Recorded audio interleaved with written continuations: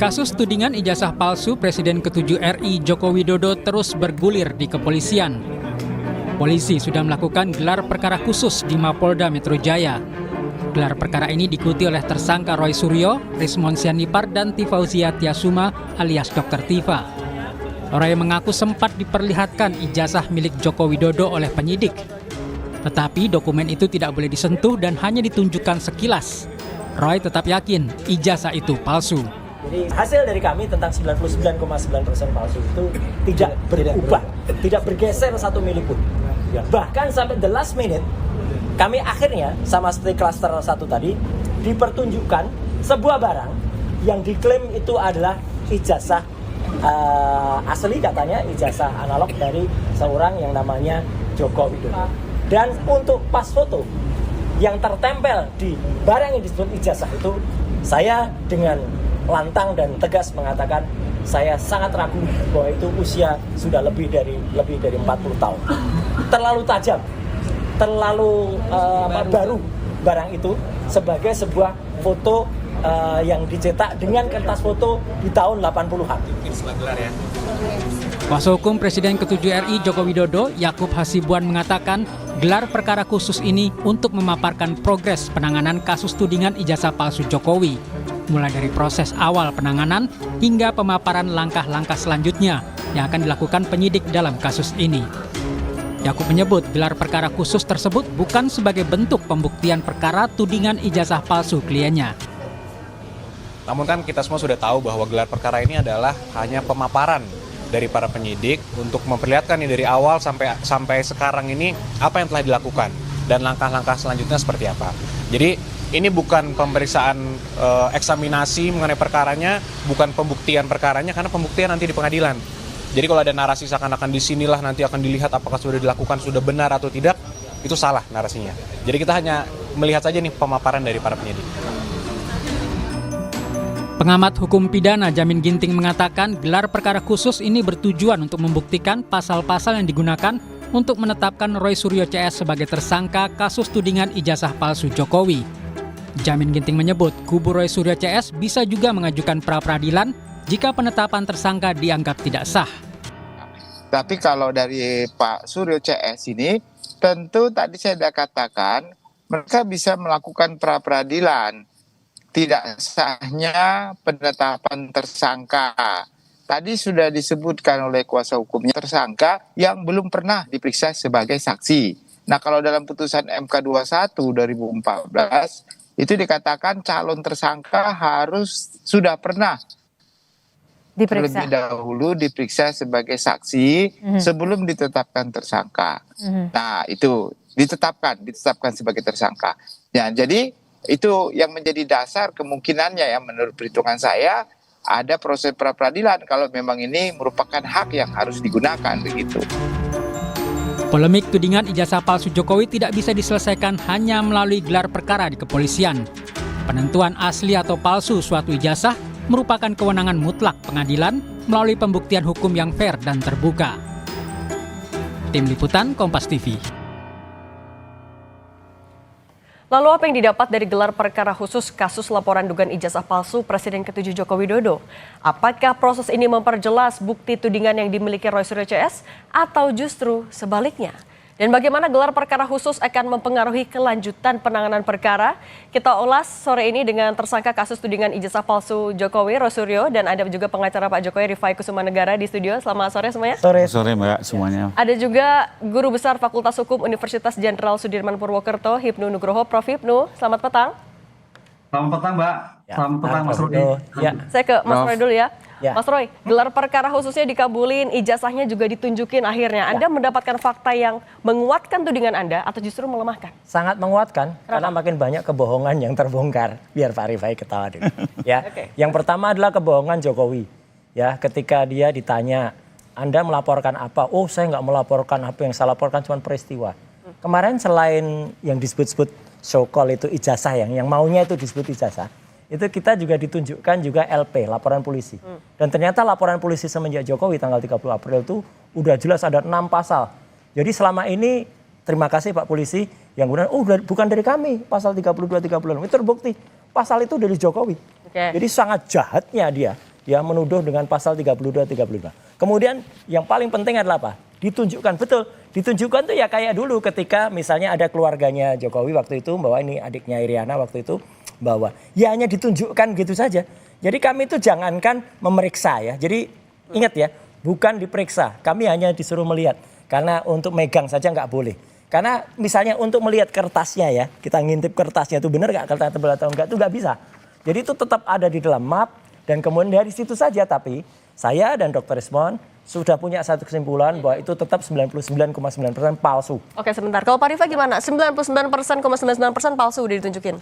Oke, saya komentarin dulu tentang LP ya. Jadi Ya. ini isu yang baru dibangun Mas Suryo nih. Jadi publik bisa mengikuti media sejak awal kami sudah menyatakan laporan kami adalah 310, 311, 32 dan 35 ITE. Jadi ini sesuatu yang sudah kita jelaskan berkali-kali, semua orang tahu, lalu sekarang dibangun isu baru seolah-olah kami tidak pernah menyatakan itu.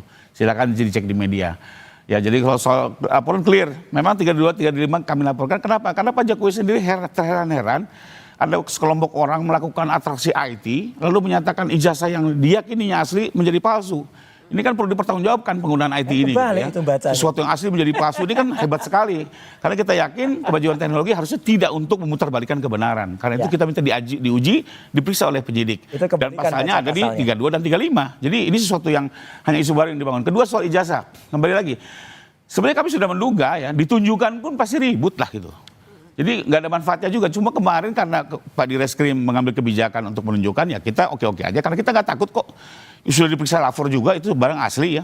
Dan yang menarik satu, minggu lalu Mas Suryo di tempat ini juga menyatakan bahwa ijazah itu harus ada watermark dan emboss. Nyatanya barang itu ada. Ya, Jelas ya. terlihat ya. Nggak bisa dilihat. Ada. Nah itu kembali lagi semua orang melihat itu kok. Kemarin semua yang keluar dari ruang gelar juga diwawancara mereka melihat itu. Nah sekarang disangkal oleh beliau. Kembali lagi, jadi sebenarnya Harus diperiksa kita dengan niatnya proper baik itu. menunjukkan, tapi kembali lagi kalau itikadnya buruk, ini selalu diputar balik, dibangun isu baru. Sehingga kalau buat kami adalah sudah tidak perlu lama-lama lagi, ajukan ke sidang, lakukan persidangan, semua terbuka, publik bisa melihat gitu ya. Tapi berarti maksudnya gelar perkara khusus kemarin tidak menguntungkan dari kubu Pak Rifai? Buat kami sih nggak ada persoalan, karena juga yang dilempar bukan isu yang menarik. Contoh Mbak, tahu-tahu mengajukan 3 ahli. Ya, buat apa didengar? Ajukan saja, diperiksakan, sudah dikasih haknya oleh penyidik. Silakan didengar. Ini menerangkan. Lalu kedua, membawa-bawa perkara di Mabes, membawa-bawa LP yang nggak diterima. Itu kan bukan konteksnya dibahas di situ gitu ya. Nggak ada ahli Jadi yang berani. saya tadi melihat apa yang disampaikan itu bukan persoalan, bahkan ini hanya sekedar melambat-lambat, menunda-nunda penyidikan soalnya minta gelar gitu ya. Sehingga kemarin pun juga saya bilang ya sudah, kita sudah mengalah semua, ijazah sudah tunjukkan. Cara paling baik adalah Tetap palsu, selesaikan kan, agar ada ijazahnya. kepastian hukum. Oke. Kalau gitu Ya, tapi tadi gini. dibilang Mas menunda-nunda loh. Enggak menurut. Ini jelas bahwa dengan melihat kemarin ya, saya ini tukang potret tuh bukan hanya dari tahun ini saja ya. Sudah semenjak, ya ini saya tunjukkan aja lah. Nih ya, sudah sejak tahun 95. Saya itu juara 1 fotografer nasional pada saat itu untuk ini menterinya waktu itu masih Pak Yub Afe. Jadi saya bisa tahu foto itu asli dicetak dari kertas warna atau foto itu reprinting lagi, dicetak ulang. Meski hanya melihat saja. Oh iya, kalau itu kelihatan lah. Caranya apa? Kertas foto yang itu disebut pas foto itu terlalu kontras. Dan kalau untuk 40 tahun usianya, karena ini kan disebut ijazah ini konon kan, itu kan disebut ijazah ini kan ini bukan ijazah yang kemarin ya, ini yang diupload oleh si Dian Sandi, kemudian dikoreksi, dipalsukan lagi oleh Andi Aswan, ya. Tapi kira-kira fotonya saja itu sangat kontras kemarin. Foto yang sangat kontras itu tidak bisa dihasilkan dengan apalagi dengan kualitas sudah 40 tahun lebih. Foto dari coba lihat ijazah-ijazah yang lain, teman-teman yang lain, itu pasti sudah memudar karena karena kualitas kimia. Kalau foto yang tidak memudar itu berarti cetakan baru. Itu satu. Yang kedua adalah juga tetap ada yang namanya garis ini. Ya, garis ini yang palsu juga ada nih yang diupload oleh Dian Sandi dan Andi Hasan Tual. Ini garis ini nggak mungkin tuh sebuah ijazah asli. Karena itu adalah reprinting, sekali lagi reprinting. Dan logo ini harusnya emas. Kalau orang UGM asli tahu logo ini harusnya warna emas. Dan kalau sudah berusia di atas 10-15 tahun, lihat semua ijazah. Rata-rata kemudian blobor. Blobor itu artinya koyak gitu ya, atau melebar. Ini enggak kemarin. Anda melihat ada kejanggalan di situ. Kalau gitu kita ke Prof Ibnu dulu. Prof Ibnu, tapi sebenarnya ketika gelar perkara khusus itu dilakukan, kemudian ijazahnya ditunjukkan kepada tersangka dan juga kubu dari pengacara, maknanya apa? Seberapa signifikan ini untuk membantu kasus? Ya, gelar perkara itu kan sebetulnya untuk memastikan suatu perkara itu berjalan sesuai dengan koridor hukum. Memastikan bahwa bukti itu bernilai dalam suatu nanti pembuktian. Memastikan tentang lokus deliktinya. Memastikan tentang tempus deliktinya. Semua memastikan sebelum dibangun suatu persidangan. Kan gitu Mbak. Oleh karena itu sebagai bentuk ijazah itu juga dipastikan ada. Itu yang dilakukan kalau dalam perspektif polisi yang nanti dalam penuntut umum itu memang perspektif beliau kan gitu kan. Perspektif yang membuktikan nanti dalam suatu persidangan lah. Mas Roy juga perspektif yang berbeda. Ini suatu sampai kiamat tidak ketemu ini Mas, agak ketemu. Lah ketemunya nanti di persidangan. Disitulah nanti sebagai bentuk persiapan apa yang dilakukan oleh Polda Metro yang kemudian melimpahkan pada penuntut umum itu mempunyai kualifikasi nilai atau tidak kan itu. Yang sementara ini pasti diyakini mempunyai nilai. Tapi apakah itu nanti betul atau tidak pembuktian di persidangan. Disitulah yang pasal 311 Mas Roy Suryo mau tidak mau harus diberikan kesempatan untuk membuktikan ijazah yang diberikan seperti apa. Karena ini berkait dengan alam fitnah. Kan itu loh. Fitnah itu berkait dengan sesuatu yang tidak betul. Yang tidak betulnya di mana? Mudah-mudahan nanti di dalam pembuktian itu adalah suatu egaliter. Karena ini pembuktian forensik yang kita orang hukum tidak tahu. Forensik itu adalah ilmu pengetahuan untuk membantu membuktikan. Nah, disitulah nanti hakim harus melihat suatu luas tentang antara bukti satu, bukti yang lain, antara satu-satu dengan yang lain. Disitulah nanti suatu persidangan akan terlihat seperti yang kita harapkan. Saya lanjut lagi ke Pak Rifai. Pak Rifai, tadi kalau kata Prof. Ibnu, ini udah gelar perkara khusus, narasinya gak akan beres-beres. Nah kalau dari Anda gimana? Ini akan mendorong cepet-cepet aja deh ke pengadilan apa gimana? Menurut saya biar ada kepastian dan diselesaikan di forum yang tepat ya ke pengadilan. Karena kembali lagi kalau ini terus dibiarkan ya isunya loncat-loncat terus. Kita ingat di awal, Mas Suryo kan mempersoalkan tanda tangan rektor diduga palsu, jenis huruf, bahkan itu punya Dulmatno. Sekarang isu ini udah hilang, berubah terus banyak. Berganti-ganti. Kemarin isunya ada emboss, ya ada lagi apa namanya watermark, sudah ada, ternyata loncat lagi makin sekarang kan? Ketajaman foto gitu ya. Jadi Pak Roy seolah-olah ilmu segala apa ahli segalanya. Tapi kan kembali kalau diikuti terus kan nggak selesai, Pak. Tapi ya, kalau menuju sampai pengadilan masih mendorong. Poslapor sudah bekerja profesional. Ini ijazahnya dibandingkan dengan ijazah-ijazah lainnya. Apalagi skripsi itu sudah dibandingkan juga dengan fakultas-fakultas lain. Jadi biarlah ini semua justru dibuka nanti oleh jaksa. Apa saja alat bukti yang dimiliki, bagaimana administrasi pemilihan Pak Jokowi ya. Karena kami yakini kebenaran adalah kebenaran dan tidak bisa diputar balik dengan rekayasa IT maupun narasi yang dibangun di era post-truth. Kita akan masih mendorong, ini kan ini status tersangka tapi masih belum tahan, akan masih mendorong ke arah sana nggak? Oh kalau Pak Jokowi nggak penting soal upaya paksa ya. Artinya kalau kami lebih penting adalah agar soal apa namanya ijazah ini clean and clear ya. Kalau istilah beliau loud and clear ya. Kedua, nama baik Pak Jokowi diberikan. Nah, kalau Mas Roy gimana? Kalau kata Prof. Inu nggak akan beres-beres meskipun udah gelar. Iya harus beres. Yang jelas apa? Bukan kalau Pak Rifai mengatakan bergeser. Enggak bergeser. Semua tetap sama, konsisten. Bahkan makin jelas kebohongannya. Ya udah jelas kemarin terungkap lagi pas fotonya ya gitu. Dan kemudian kalau orang mengatakan itu emboss kelihatan. Enggak, emboss harus diperiksa dengan misalnya diperiksa apakah dia benar-benar emboss. Karena gini, kita sekarang sering lihat. Ada wallpaper misalnya, ada tegel, itu kelihatannya emboss, tapi ternyata setelah dipegang dia rata. Itu karena apa? Karena permainan grafis. Nah itu kemarin juga bisa, hanya permainan yakin grafis. Di pengadilan nanti akan bisa dibuktikan kalau... Harus dibuktikan karena misalnya nanti harus kita boleh benar-benar memegang, merasakan, kemudian juga menerang dan harus bisa membalik. Kalau dibalik nanti akan kelihatan. Nah ini, apakah logo emasnya itu blobor atau enggak? Dan ada satu lagi, saya memang tidak semua saya buka. Karena kalau saya buka semua, nanti semua diikutin. Dulu juga mungkin belum ada tuh apa watermark, belum ada embossnya. Terus begitu kita ngomong watermark emboss, tambahin. Belum ngomong ini, tambahin. Gitulah. Jadi sebenarnya kita tahu lah semuanya. Karena apa? Karena yang ada di KPU itu kan nggak ada semuanya. Embossnya nggak ada, watermarknya nggak ada semua. Tambahin masih sedikit-sedikit katanya Pak Rifai. Bener nggak? Kan? Ya, masyarakat juga tahu lah. Ini kan fitnah nih kayak begini-gini ya. Kemarin sudah dijelaskan bahwa ini sudah disita sejak pertengahan tahun dan ada izin pengadilan. Ini juga menarik. Bagaimana mungkin tahu-tahu ini ditambah-tambah hanya gara-gara minggu kemarin beliau bicara itu. Ya mungkin teman-teman polisi bisa tahu sendiri lah. Mereka yang nyimpan ini menyita. Justru ini. Soal disita ini menarik polisi, Pak. Merekayasa nih. Disita tanggal 23 Juli. Tapi Oktober ada orang namanya Budiari. Ya itu bilang di Solo. Saya lihat barusan ditunjukkan. Katanya Juli disita. Kok Oktober barusan ditunjukkan? Itu kan bohong banget tuh Budiari sama Damanik. Terus kemudian tanggal 23 November dan 19 November di salah satu TV lain, orang namanya Andi Aswan dengan kebohongannya menunjukkan saya barusan scan ijazah asli. Lah kalau barusan scan itu berarti nggak mungkin sebelum Juli kan?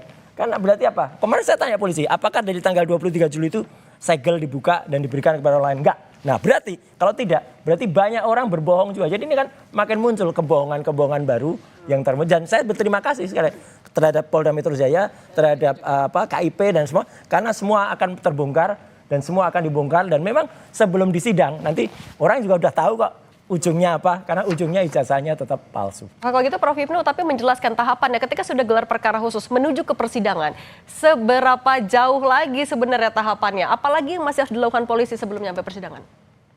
Ya, ini kan sebetulnya kan pembuktian itu sebagai bukti tambahan atas 311 fitnah tadi, Mbak. Ya. Tapi 311 ini kan terkait suatu tindak pidana pencemaran baik, kemudian upload IT, kemudian dan sebagainya, rentetannya kan seperti itu. Jadi subjek awalnya kan seperti itu. Nah, oleh karena itu dalam seperti ini nanti tantangan yang paling berat adalah majelis hakim melihat sejauh mana tentang digital forensik yang dibuktikan pada kedua pihak.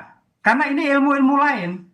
Hakim sarjana hukum, jaksa sarjana hukum, penuntut umum sarjana hukum. Sedangkan ini adalah ahli digital yang bisa mempercayakan. Maka dalam konteks hukum sebagai keterangan ahli forensik itu nanti keterangannya bebas. Bisa dipakai, bisa tidak oleh hakim. Sepanjang hakim melihat sebagai bentuk apa yang terjadi. Apalagi nanti dalam KUHA baru, nah ini yang menarik, adalah ada pengamatan hakim. Pengamatan hakim yang luas dari pembuktian yang awal sampai pembuktian sekarang diberikan keleluasaan. Kalau dulu kan petunjuk. Ya. Dengan demikian tantangan seperti ini akan melihat mana yang benar. Itulah nanti akan dilihat dalam konteks KUHA baru sebagai pengamatan hakim dari sejarah panjang proses pembuktian sampai di dalam proses pembuktian di persidangan yang menggunakan ahli forensik.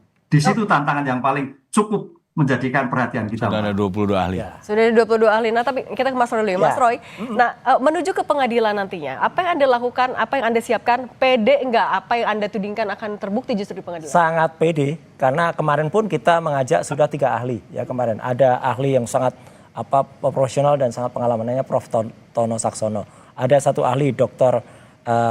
Ridho Riwadi. Kemudian ada juga Dr. Ridho Rahmadi. Kemudian ada ahli pidana, yang ahli pidana bahkan berkonsultasi dengan sangat bagus kemarin dengan Pak Dileskrim dengan Pak Propam ya, bukan Pak Propam, Wasidik ya. Kemudian bahkan mengakui nanti kalau ada berarti ada beberapa prosedur yang salah yang itu harus dipenuhi. Terus kemudian beliau perintah penyidik coba cek dulu langkah-langkahnya udah betul atau belum. Nah jadi dari situ udah kelihatan kalau kemarin tuh banyak sekali proses-proses yang tidak tepat. Dan kemarin dengan ada 3 ahli itu aja dan bahkan kita nunggu kemarin katanya ada ahli IT juga yang mau dihadirkan oleh pihak sebelah ya, pihak Pak Rifai. Kita tunggu dari awal sampai akhir nggak muncul tuh hidungnya tuh yang namanya Joshua Sinatila. Nggak muncul-muncul kenapa tuh Pak Rifai? Dua ahli sudah didengar oleh penyidik, 22 Nggak berani orang. tampil dia. Nggak perlu dimunculkan, nanti bisa disidang. Karena begini, Ya, karena barang bukti itu kalau ditunjukkan di awal-awal justru bisa menjadi merintangi penyidikan. Ya, makanya mungkin Prof. Rino bisa meluruskan nih bahwa ada barang bukti yang bisa ditunjukkan ke tersangka, ada barang bukti yang nanti di persidangan. Misalnya kalau hasil kejahatan betul dikonfirmasi, tapi alat bukti lain nanti di sidang. Nah, nggak berani nih nutupi kebenaran ini. CCTV video itu nanti di ujung saja. Nanti baru diperdengarkan di waktu yang tepat. Justru kalau semua ditunjuk-tunjukkan, mulai membangun alibi-alibi, mulai pembelaan-pembelaan secara tidak tepat gitu ya. Ya kembali lagi ini memang aturan sidang seperti itu. Dan kita kalau saya sih kembali lagi, kita dorong ke persidangan segera. Publik menilai secara terbuka. Ahli forensik akan membahas terkait dengan apakah rekayasa IT yang dilakukan oleh Bang Roy Suryo dan kawan-kawan ini benar adanya, apakah betul aplikasi itu bisa menyatakan ijazah Jokowi menjadi punya Nurmanto, itu kan harus dipertanggungjawabkan kan gitu kan. Ini menarik soalnya ilmu baru nih. Harus. Rubah langsung, sebenarnya Pak Nurmanto sendiri sudah didengar keterangannya. Menyatakan itu bukan jasa saya gitu ya. Oke, tapi kalau melihat dari memang bukan di saya, tidak mendahului, monggo nanti kita lihat ke sana. Tapi kalau melihat penyidikan sudah dilakukan sejauh ini, Anda meyakini proses yang dilakukan polisi akan bisa menguntungkan Anda juga? Membuktikan. Saya lihat mereka sudah bekerja sangat profesional ya dengan saksi di atas 100, bukti surat sampai dengan 700, ahli 22 menurut saya sudah cukup ya. Sekarang ini hanya tinggal memberikan kesempatan tersangka mengajukan ahli-ahlinya. Kenapa? Nanti semuanya akan dihadirkan di sidang, didengar oleh para hakim, didengar oleh masyarakat, dan nanti hakim mengambil keputusan. Masyarakat bisa tahu kan, ribet banget untuk satu ijazah palsu aja. Dua-duanya pede. Mas Roy juga masih pede berarti ya? Sangat pede kalau memang benar ya. Cukup satu ahli satu bukti, satu barang, sudah. Ini kan sampai ratusan. Ini kan menunjukkan kalau mereka itu nggak pede menghasilkan itu. Kalau nggak kan cukup. Ngapain harus ratusan? Dalam hukum minimal dua bukti. Melakukan apa ya? Melakukan penganiayaan justru atau melakukan orang-orang justru harus menyerahkan orang-orang yang nggak salah ini. Kemudian harus disita ijazahnya, disita skripsinya. Ini kan orang satu ini kan memang bikin susah rakyat ya. Udahlah, udah jadi presiden bikin susah, udah pensiun aja bikin susah rakyat ini satu. Tapi berarti kalau penyidikan polisi juga Anda yakin akan bisa Ya, makanya rakyat, masyarakat harus mengawasi bagaimana polisi ini kemudian bertindak baik dan ada komisi untuk percepatan reformasi kepolisian. Silakan Anda bekerja, tertibkan kalau memang langkah-langkahnya ada yang nggak benar. Satu lagi Mbak, kalau ada kepastian juga mungkin banyak pihak yang selama ini dikorbankan akan mendapat kepastian. Kita lihat UGM bagaimana diuyak-uyak. KPU juga diuyak-uyak. Oh enggak lah, itu semua benar. Diuyak-uyak. Ya kalau memang jujur nggak merasa Mabes diuyak. Polri diuyak-uyak gitu ya. Nah, UGM justru kasihan. Mudah-mudahan kalau ini clean and clear. Dies Natalis Tersebut juga nama baiknya akan 3 hari lagi. Jadi UGM kita dukung itu untuk harusnya membersihkan. bangga punya mesin AI, tapi Clean mesin and clear AI-nya malah dibredel. Oke, clean and clear biar di persidangan ya nanti ya kita tunggu. Iya, kita tunggu bisa itu ya. Oke, Pak Rifai Kusuma Negara, Mas Roy Suryo, Prof. Ibnu Nugroho, terima kasih sudah berbagi bersama kami. Terima kasih, Prof. Saya selalu semuanya ya. Terima kasih Mbak Rifai. Terima kasih Mbak Cindy.